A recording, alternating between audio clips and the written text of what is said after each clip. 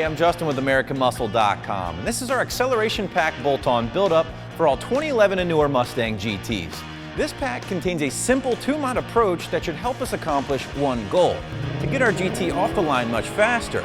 So by addressing our gearing and our grip, we're not only going to help our GT hook up much better both on the street and at the track, but we should also be on our way to some much improved 0 to 60 times. Now before we get dirty, we need to grab a quick baseline 0 to 60 run just to see where our automatic GT stands now. To help us with our baseline 0 to 60 time, we're going to use the ITSX wireless tuner and my iPhone, which should give us a good idea on where the car stands now. So we got the program queued up, hit start, here we go.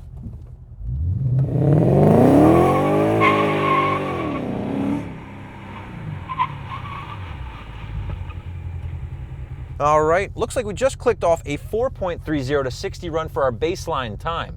With that out of the way, let's get the car back in the shop and get to work on our acceleration pack.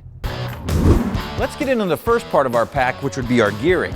Now, our automatic 2011 GT came equipped with a 315 rear from the factory, which is great for cruising and all, but this is an acceleration pack and not a cruising pack. So those 315s got the boot in favor of Ford Racing's 410 gears, which would really help our car fly off the line.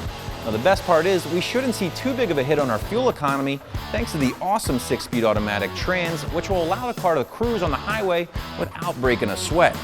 That is, of course, if you can stay off the throttle. Now having all that gearing and power won't mean much if we can't transfer it to the pavement. So to help us hook, we went with BBK's rear lower control arms. Now hot rodders have been using a variation of these box style arms for decades to help improve traction and reduce wheel hop. Now these arms from BBK actually improve on a timeless design thanks to the high performance polyurethane bushings that are greasable. It's only going to prolong the life of the bushing itself.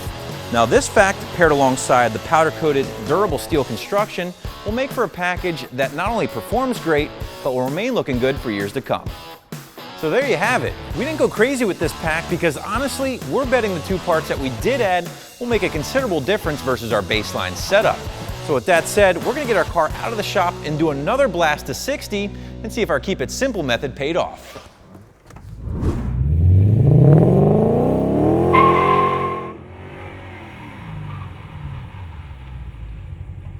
All right, it looks like we just clicked off a 3.90 to 60 run with the acceleration pack installed. That's a great improvement over our baseline times. Now, granted, we did have a little wheel spin coming out of the hole, but honestly, it hooked a lot harder this time around, and those gears are really moving this GT off the line like a freight train. So overall, I'd say the acceleration pack was a definite success here in our GT. Hey, we got some other great bolt-on build-ups as well for the 2011 and up GT, where we work on our appearance and tweak our handling. Check them out.